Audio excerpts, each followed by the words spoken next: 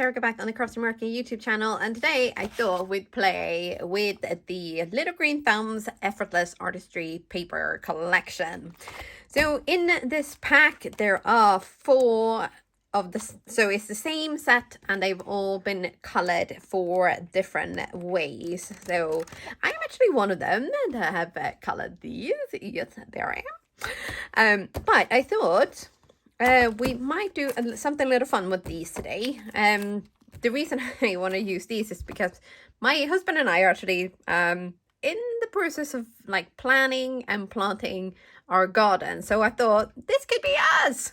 In fact, I actually on this one here, I actually kind of colored us to look like us. So that is enough jibber jabber. Okay, let's get on with the card making. So there is a stamp set and a die cut set, but we are actually not gonna use any of those today. Although I suppose I could show you just how easy it is to cut out everything. But I also have a bunch of pre-cut out images here. So you know what? I'm just going to use these. I'm going to use the ones that I've already cut out, and then I'm going to preserve this for another time. So I'm going to put these aside.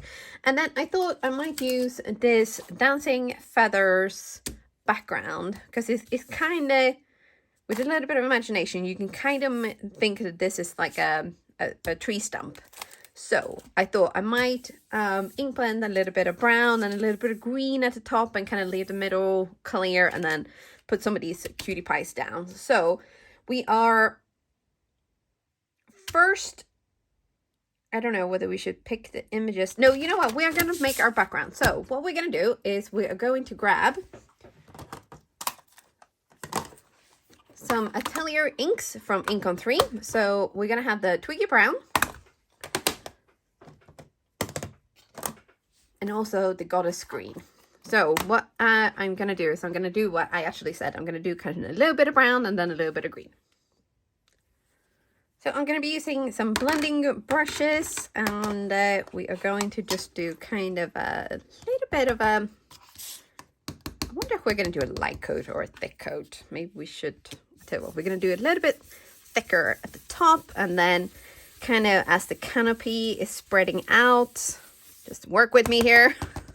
We are going to go a little bit lighter, like so, and just down a little bit here towards the end. So it's kind of going to be not a frame per se, but just kind of a spotlight, I suppose you could say. So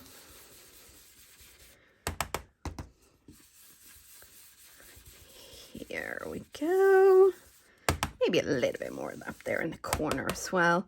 I think I need to re-ink my ink pads actually. So we are going to do that at some point soon as well, I think. Yes. And then we're going to move on to the brown. And this one I think is a lot juicier because I use this one a lot less. So we're going to start a little bit gentle with a light hand, soft movements. And as you can see, what I'm doing is I'm rubbing it onto my ink pad and then I'm tapping on the lid. And the reason I do this is to help the ink cover the brush really, really evenly. And then also it kind of taps off all that excess so you don't get like blobs of ink in one spot. So it's just it's a little thing that I do. And then also when you then need a super soft, if you want to do like a pastel ink blending, instead of going to your ink pad, you go to your lid and you tap off or tap some of the ink back onto the brush from there. So that's just a little something I do. And we are almost finished here. So as you can see, super easy, very kind of quick and fun.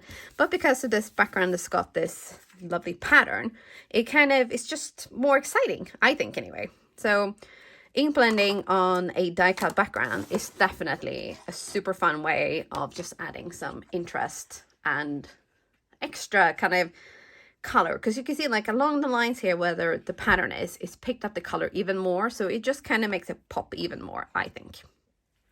So before we do anything else, we're going to clean this up. And here's another kind of crafting hack. So this is an old shampoo bottle, actually. So I've just taken the label off, not very well, I will admit. And then I rinsed it out and I filled it up with water. And it's just super easy to then kind of spritz a little bit on your work mat and wipe it off with an old towel. This is an old towel from our kitchen, which I then repurposed to the craft room. So money-saving hacks left, right, and center. So there's more money to spend on your actual crafty stuff. So here we are going to pick out some of these cutie pies. And you know what? We might just go straight for this one. So, oh, this one is really cute though. But I tell you what, I'm going to do the one with, I'm going gray. So we're going to do this little couple here. And then I wonder, I mean, I know we have dogs, but maybe we add in a little watering can, some tools, and maybe a little kite. Not that I play with kites, but you know, it's a cute little touch. And then we are going to need some of these little tools here as well, for sure.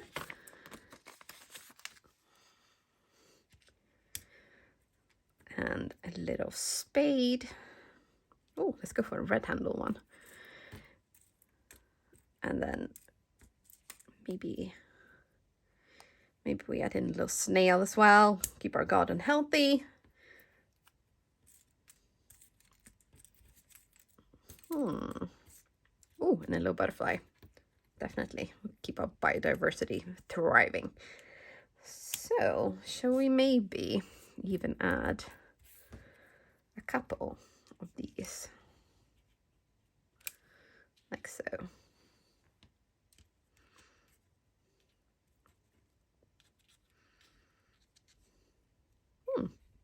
Okay, well that is kind of cute, isn't it? And then let's see, together we grow stronger. Oh, okay, so that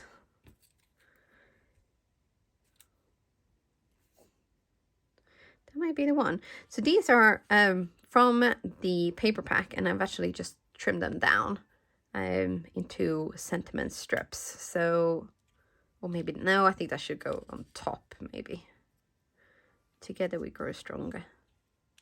There we go.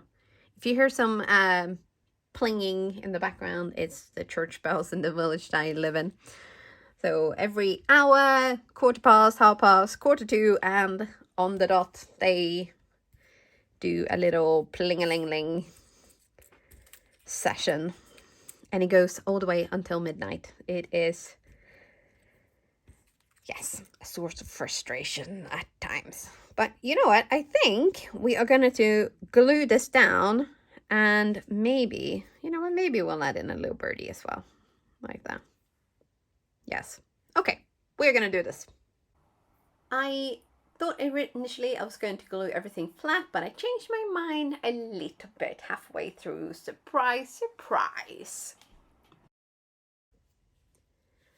So that is our card done. I have glued down most of these images with liquid glue to keep them really flat. And then the little couple, the sentiment, the birdie, and the kite have been adhered with the skinniest of foam tapes, just to get it a little bit of dimension. So it's not super thick. It's just enough to kind of give it that little shadow, so you can see that there is a little bit of dimension.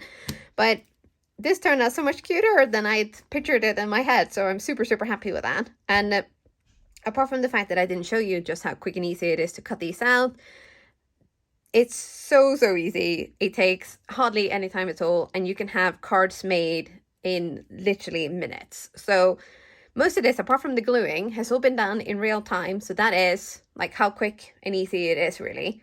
So again, I know I didn't show like the actual die cutting part, but you know, that is like an additional couple of minutes tops if you do one by one sort of thing. So that is the beauty of the effortless artistry paper. Super easy cards, handmade, hand colored, and you're good to go. So that is it from me for today. I really hope you've enjoyed this video, and I will see you very soon again. Bye for now.